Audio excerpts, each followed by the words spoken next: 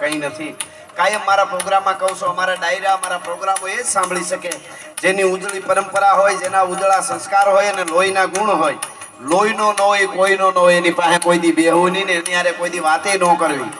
હા, વાતું મરદરી રે એટલે એવી વાતો મારે કેવી છે. પણ એની પહેલા છાયા એટલે શનિદેવના માતુશ્રીએ જેની ઉપાસના કરી હોય એવો મહાદેવ ભોળિયો નાથ.